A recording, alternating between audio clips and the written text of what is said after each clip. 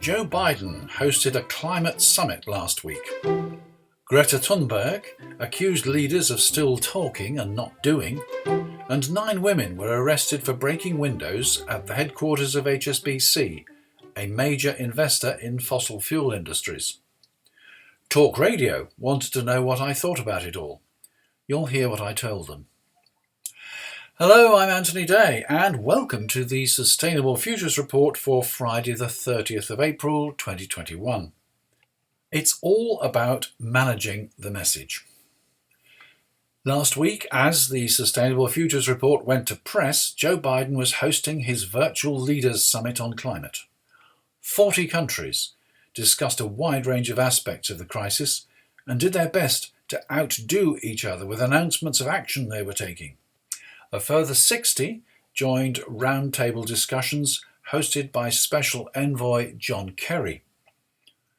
President Biden told summit participants that the United States would halve its greenhouse gas emissions, setting an economy-wide emissions target of a 50 to 52% reduction below 2005 levels in 2030.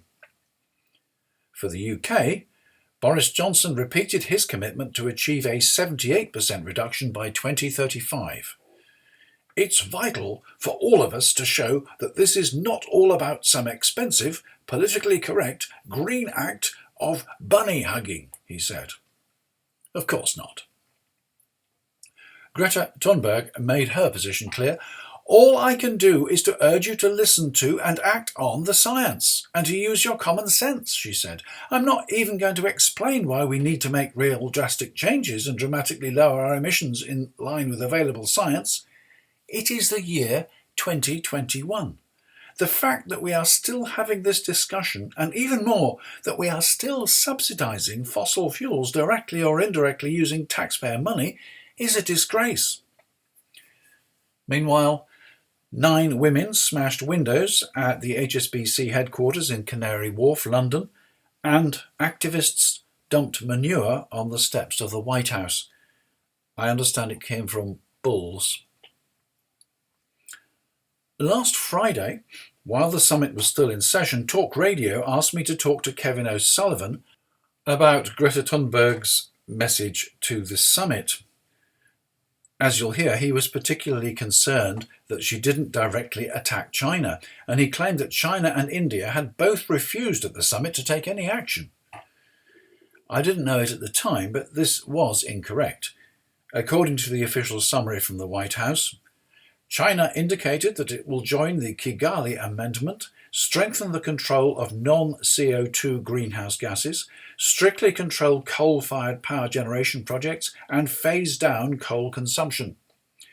India reiterated its target of 450 gigawatts of renewable energy by 2030 and announced the launch of the US-India 2030 Climate and Clean Energy Agenda 2030 Partnership to mobilise finance and speed clean energy innovation and deployment this decade.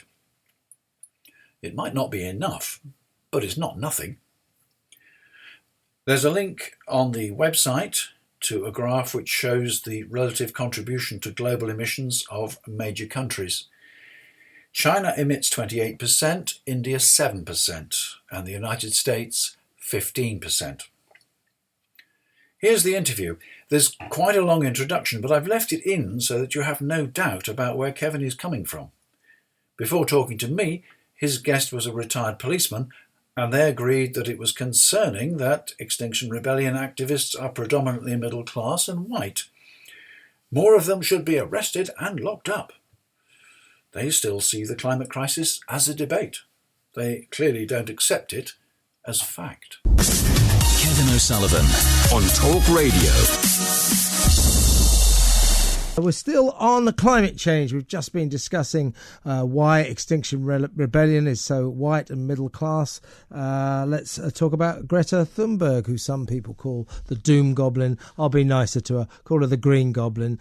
She's at it again. Let's have a little listen to her in her prime. I shouldn't be up here. I should be back in school on the other side of the ocean. Yet you all come to us young people for hope. How dare you? How dare you? It makes you laugh every single time, but she's very, very worked up about the climate summit organised by Joe Biden just this week on International Earth Day. Yesterday, all the nations of the earth got together via Zoom to discuss what they're up to in terms of cutting back carbon emissions. Britain, of course, is going gangbusters on it all with Boris's green industrial revolution. We're going to cut back carbon emissions to zero by 2050, stop selling petrol cars by 2030, cycle lanes all over the place, and we produce less than 1% of the world's pollution. So, hey, folks, as your life gets a bit worse, at least you can have the solace of the fact it's doing no good whatsoever, not having any effect at all. So Greta Thunberg actually lashed into poor old Joe Biden, who organised this event, saying that America's failure to do anything about its fossil fuel subsidies was an international catastrophe, and we'll all go to hell in a handcart unless he does something about it. What she didn't mention, is the country of China, which produces 28% of the world's pollution, by far and away the biggest producer of carbon emissions known to man. And what did China and India commit to doing during this recent conference by Zoom? Lots of countries said, we're really going to get to grips with our carbon emissions. What did China and India say they were going to do in terms of cutting back their carbon emissions? The square root of damn all. They are not going to do anything. So what is the point, and why does Greta spend all her time having a go at the West and not China? Let's talk now to the presenter of the Sustainable Futures Report podcast, Anthony Day. Good evening, Anthony. Good evening, Kevin. How are you doing? I'm very, very well. I don't accept there's a climate change emergency. I think climate change is going on. I think the narrative of the emergency is pernicious, but that isn't what we're talking about now. I think we might find a moment of agreement here. Why isn't Greta Thunberg, the voice of climate change, saving all her energy for the worst pollution producer known to man, China? 28%. At last count, admittedly this was about a year ago, China was busy building, wait for it, 184 new coal-fuelled power stations. They are just destroying the planet. India is too. America's no great shakes either. Everything we do here in Britain, a little virtue signalling Britain, it's all very well, but we produce less than 1% of the pollution, so everything we do doesn't really make any difference. Unless Greta aims her fire at China and China start to do anything, we're all wasting our time, aren't we? Well, a letter that she wrote to the leaders just before Biden's conference said to the leaders, and it didn't make any distinction between America, China, Britain, or anybody. She said that all of them are not measuring up to what needs to be done. She said that there are people who are miscalculating. And so I think she was criticising China just as much as everybody else. And she didn't mention it, Andrew. Why doesn't she mention China? Because China is grotesquely worse than everyone else. It is extraordinary. 28%, 184 brand new coal-fueled power stations currently under construction. This is obscene. Why isn't she talking to Beijing and not Washington? Well, John Kerry was in China talking about that, and he's already started negotiations, and it's accepted that China's use of coal has got to change. But the previous American administration had no interest in the climate issues and was quite happy to let China go its own way. Things are at an early stage. This is a new presidency, but there's already signs that they are going to put pressure on China in order to get them to rein in those power stations, because you're absolutely right. It's not just 100 and odd that they're building, it's nearly 600 that they've got to close down. And that's on the table. And it'll take time, it'll take negotiation. But, everybody's clear that that's got to be done. Well, Why didn't China and India accept even the concept of cutting back its carbon emissions at this recent yesterday's Zoom conference? Why did they just refuse point blank to consider cutting back their emissions? Well, I don't know, and that's irresponsible, and that obviously leads to the sort of reactions from Greta that we've heard. You know, she's saying, don't listen to me, listen to the science. She never seems to mention China, though. She never seems to mention China. It's always America and Britain. Well, we all have a part to play. I mean, okay, 1% for the UK, but why should we have a free ride? 1% at the moment. Because it doesn't make any difference, so we might as well have a nice life. Oh, well, yeah, okay. Well, it doesn't make any difference, does it? Less than 1%. Anthony. I'll tell you why it makes a difference. It's because we started the Industrial Revolution, and our emissions have been going on longer than almost anybody's, and therefore the total amount of emissions that we've created are a lot more significant than the 1%, which is the annual running rate. But it's just tokenistic on our part. And I mean, look, I'm not arguing with you. Look, I know what you mean. There is this argument that we should at least show some kind of moral lead. I'm not necessarily against that, but it's rather irksome, for people who haven't got that much money to be told you've got to get rid of your petrol car by 2030. You've got to get new central heating that's going to cost a fortune. We've got to do all this stuff, this expensive stuff. Get yourself an expensive electric car. Most people can't afford all of this stuff. It's rather irksome to be told all this, and be told that the government's going to spend a fortune on floating green windmills when everything we do won't make any difference. Well, whether it will make a difference or not, we'll agree to differ on that. But I quite agree with you that people who haven't got much money to be faced with having to spend lots of money on upgrading their cars or upgrading their central heating and things like that, this is not right. The government has made an attempt to subsidise people to insulate their homes. An attempt. It ended in disaster. But they've got to turn around and they have got to put money into this so that people can actually reduce their carbon emissions. And they are subsidised, they are supported so that it can be done. We as a nation have got to recognise that people, a lot of people, find this more than they can afford. And because this is a crisis, we have got to support them so that they don't suffer as far as their standard of living is concerned if we are going to bring them up to the standards we need. To go back to the China and India problem, and Brazil's a problem as well, it's not quite the same problem with America, because although America is still responsible for a hell of a lot of the world's pollution, it is undeniably trying, and Joe Biden, I think, will make that effort all the more so. But you still have these vast nations, Brazil, India, China, who just don't seem to accept there's any imperative upon them to do anything. Why is that? Why do they not even budge an inch? Well, I'm amazed at what you tell me. I didn't actually follow the detail of the conference today. I know we've got the G7 conference coming up later on this year. Again, there will be pressure on people to control their emissions. And then, of course, there's the United Nations conference in Glasgow in November, COP26. Mm-hmm. And nations are supposed to come together there and work together to reduce emissions to the level where we're below a warming of 2 degrees centigrade.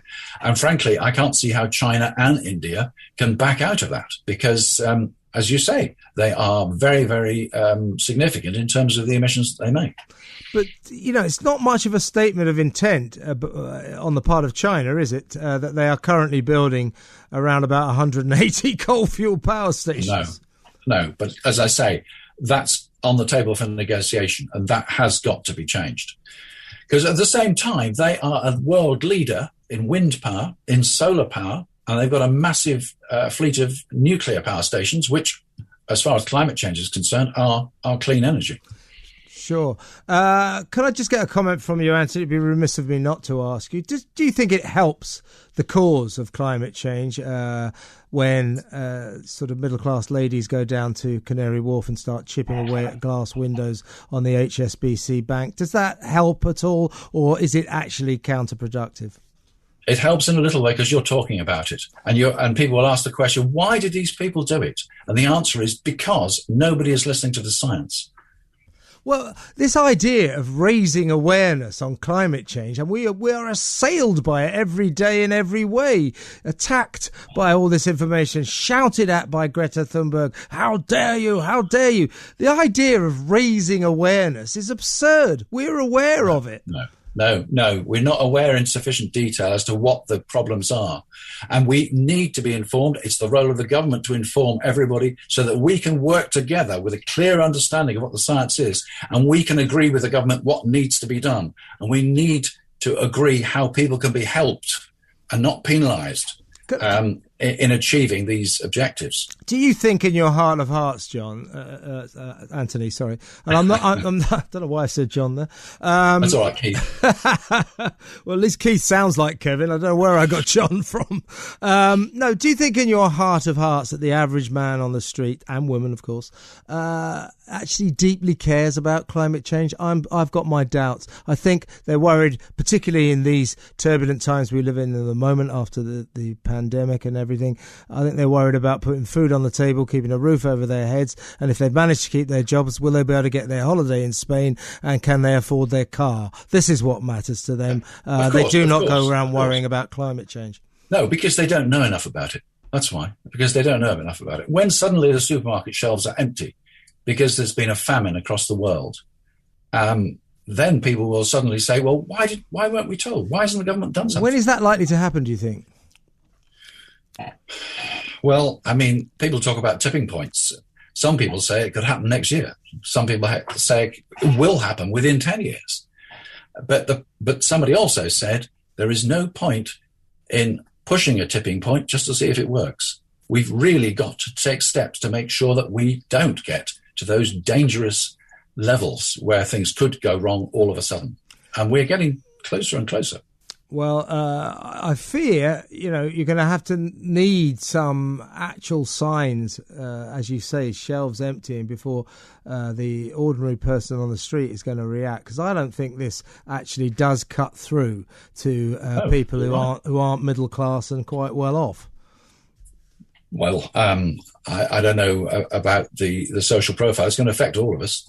But the whole point is that people are not being told about the issues. And rather than tell them scare stories, we should level with people and say, this is the likely outcome if we don't make changes. Let's see how we can make changes in the most comfortable way for everybody, because time is getting short. OK, and I'm assuming, Anthony, and you can confirm this, that if people do want to find out all about this issue, if they tune in to the Sustainable Futures Report podcast by Anthony Day, they will emerge from that experience informed. Am I right? That's my intention. Thank you, Kevin. Thank you very much, Anthony, for your time. Much appreciated. Anthony Day, as I say, have a listen to his podcast, Sustainable Futures Report, it's called.